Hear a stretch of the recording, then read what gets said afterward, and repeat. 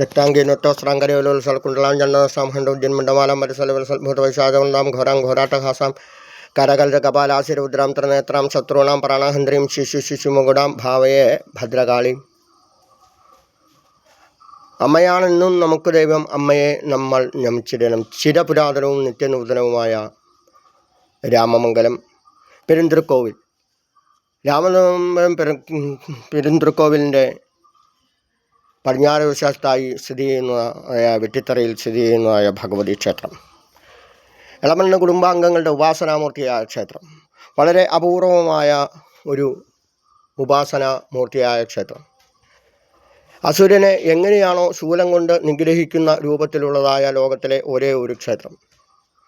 ബാക്കിയുള്ളിടത്തൊക്കെ രൂപങ്ങൾ വ്യത്യാസമുണ്ട്. ദാരിശീല കൃത്വാഗ്രാഗ്രേശ്വ ദാരിശേശ്വരിച്ചോടുകൂടി ഇനി ഖഡ്ഗം പിടിച്ചുകൊണ്ടുള്ള പ്രതിഷ്ഠകളുണ്ട്. അതുപോലെ തന്നെ ശൂലം പിടിച്ചുകൊണ്ടുള്ള പ്രതിഷ്ഠകളുണ്ട്.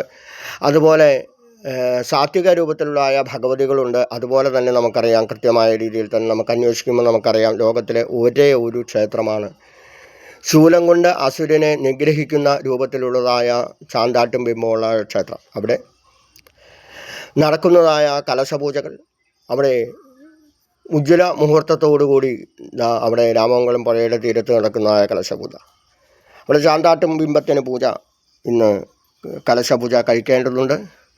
ശ്രീകോവിലിന് അകത്ത് തന്നെയാണ് ചാന്തിൻ്റെ കലശം നടക്കുന്നത്.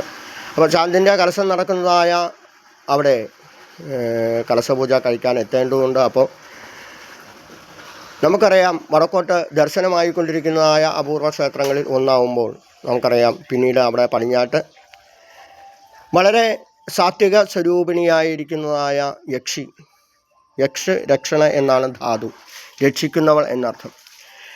പാർവതി ദേവിയുടെ അതേ ചൈതന്യമുള്ളതായ ഒരു കണ്ണാടി ബിംബം. ആ കണ്ണാടി ബിംബത്തിൽ സമർപ്പിക്കേണ്ടത് എന്താണ്? വെറ്റില, അടയ്ക്ക, പൂവമ്പഴം, മുല്ലമാല ഇവ സമർപ്പിക്കപ്പെടുമ്പോൾ അവിടെ എന്തായിത്തീരുന്നു? അവിടെ വിവാഹം നടക്കാത്തവർക്ക് വിവാഹം നടക്കാനും, അതുപോലെ തന്നെ വിവാഹം നടന്നവർക്ക് കൂടി യോജിച്ച് പോകാനും നടക്കുന്നതായ പൂജ.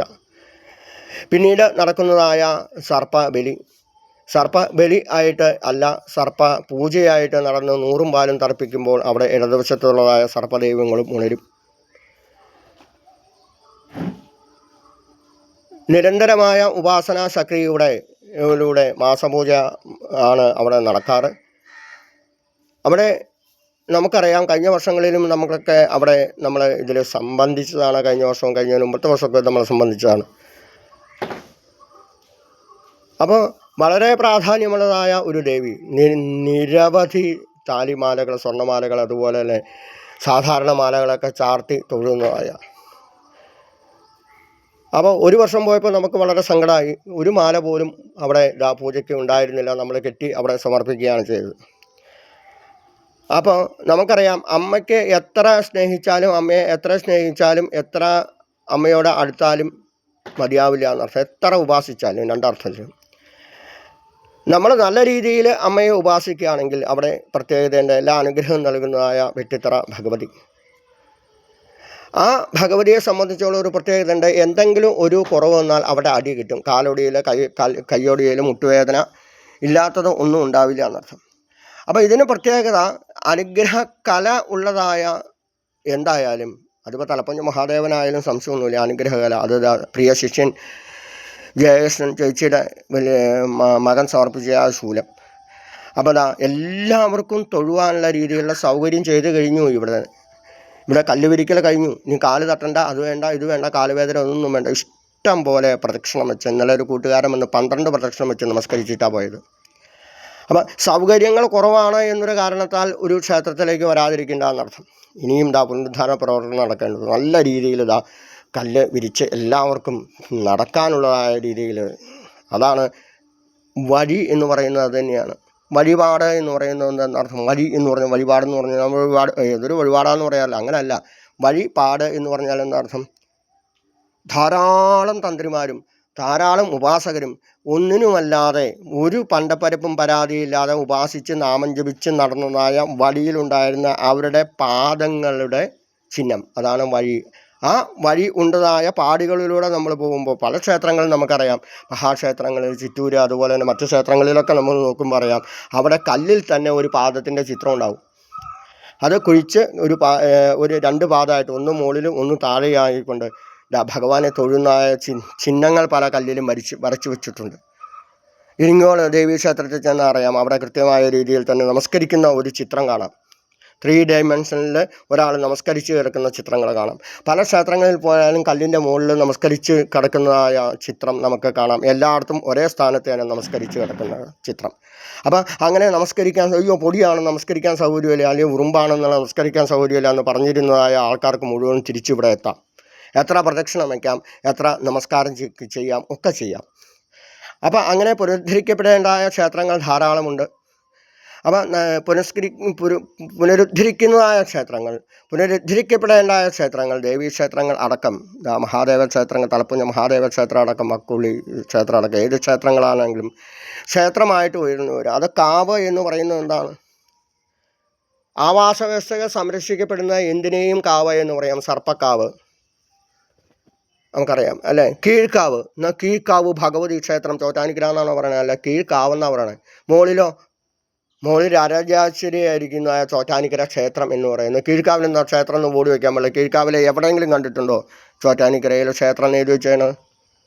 മുകളിൽ ശരിയാ, ചോറ്റാനിക്കര രാജരാജേശ്വരി ചോറ്റാനിക്കര ക്ഷേത്രം എന്ന് എഴുതി വെച്ചിട്ടുണ്ട്. എന്നാൽ കൊച്ചിൻ ദേവസ്വം ബോർഡിന് താഴെയും കൂടെ ക്ഷേത്രം എന്നും കൊണ്ടാണ് ഇറങ്ങിച്ചെല്ലുന്ന അവസ്ഥ. ഇടതുവശത്ത് കുറവശ വലതുവശത്തും, അതായത് ആ വെടിപ്പുര മുതൽ താഴത്തേക്ക് മുഴുവനും ഇപ്പോഴും കാടാണ്.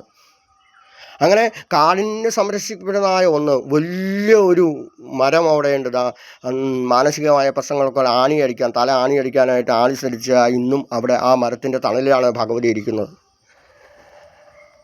അപ്പോൾ കാവുകളായി തന്നെ സംരക്ഷിക്കപ്പെടണം. ആ കാവുകളിലൊന്നും യാതൊരു കാരണവശാലും ഉള്ളതായ ടൈൽസ് ഇടലുകൾ, പുതിയതായ അഡ്വാൻസ്ഡ് ആയിട്ടുള്ള ഒരു സാധനവും പാടില്ല. അതാണ് കാവ് എന്ന് പറയുന്നതിന് പ്രത്യേകത.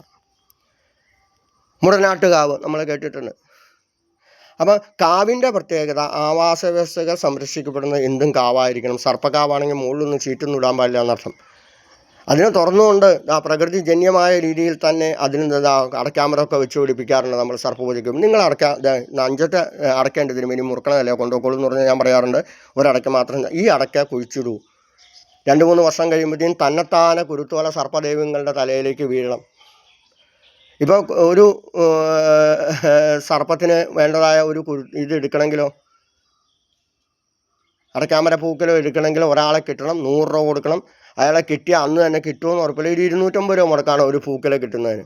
അപ്പോൾ നമ്മൾ സർപ്പക്കാവുകളിലൊക്കെ ഇത് വെച്ച് പിടിപ്പിച്ചാലോ, വെട്ടിത്തറയിലും അതൊക്കെ സംരക്ഷിക്കപ്പെടട്ടെ. സർപ്പക്കാവിന് ചുറ്റും ആയിക്കൊണ്ട് പടിഞ്ഞാട്ട് ദർശനം വരയ്ക്കുന്ന സർപ്പദൈവങ്ങളുടെ ചുറ്റും വെച്ചു പിടിപ്പിക്കാൻ സാധിക്കട്ടെ ഇളമെന്ന കുടുംബാംഗങ്ങൾക്കെന്ന് പ്രാർത്ഥിച്ചുകൊണ്ട്, അവിടെ ഒരു ജാതി മത വർഗ രാഷ്ട്രീയ ഭേദമന്യേ അന്തർജനങ്ങളുടെ മുതലായ ഉള്ളിൽ ചില അഹങ്കാരങ്ങളുണ്ട്. അത് കാരണം ഞങ്ങൾ ഭയങ്കര ശുദ്ധമാണ്, മറ്റേതാണ്, അതൊന്നും വേണ്ട. അവിടെ ചെന്ന് കഴിഞ്ഞാൽ അവിടെ പ്രസാദ കൂട്ടുകളിൽ കൃത്യമായ രീതിയിൽ തന്നെ വിളമ്പി കൊടുക്കാൻ പങ്കെടുക്കുക, അവിടെ പൂവൊരുക്കണയിടത്ത് കൂടുക, അവിടെ ഉണ്ടാകുന്ന വാദ്യമേളങ്ങളിൽ ആസ്വദിക്കുക.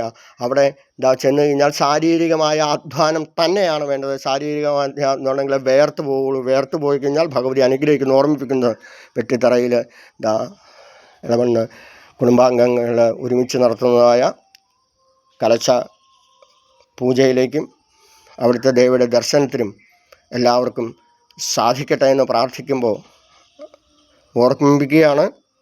നല്ല രീതിയാണെങ്കിൽ നല്ല രീതിയാണ് എനിക്കും. അലങ്കാരങ്ങളുമില്ല, താലിയില്ല, വെറുതെ ഒരു മാലയും കൊണ്ടൊക്കെയാണെങ്കിൽ അതേ രീതിയിൽ തന്നെ ഭഗവതി തന്നെ 1 മണിക്കൂറിനകം അപകടങ്ങൾ കൊടുത്തുകൊണ്ടിരുന്നു. നമുക്ക് കൃത്യമായിട്ട് അറിയാം. ഇത് കഴിഞ്ഞാൽ 1 മണിക്കൂറിനകം ഞാൻ തുറന്ന് സംസാരിക്കുന്നില്ല, അടുത്ത ബന്ധുക്കളായതുകൊണ്ട്. അപ്പോൾ അപകടങ്ങൾ ഉണ്ടാവാതിരിക്കട്ടെ എന്ന് പ്രാർത്ഥിച്ചുകൊണ്ട്, കടങ്ങൾ ഉണ്ടാകാതിരിക്കുമെന്ന് പ്രാർത്ഥിച്ചുകൊണ്ട് ഭഗവതിയെ ഉപാസിക്കാനുള്ളതായ രീതിയിലുള്ളതാണ്. അവിടെ ജാതി മത വർഗ രാഷ്ട്രീയ ഭേദമന്യേ അവിടെ എല്ലാവരും ഒരുമിച്ച് കൂടിയുണ്ട്. എല്ലാവരും ഒന്നായിക്കൊണ്ട് തന്നെ അവിടെ ഭഗവതിയുടെ അനുഗ്രഹത്തിന് പാത്രീഭൂതരാവാൻ പരമാവധി എല്ലാവരും എത്തിച്ചേരുക. എല്ലാവർക്കും ഭഗവതി അനുഗ്രഹം നൽകും എന്ന് ഓർമ്മപ്പെടുത്തുന്നു.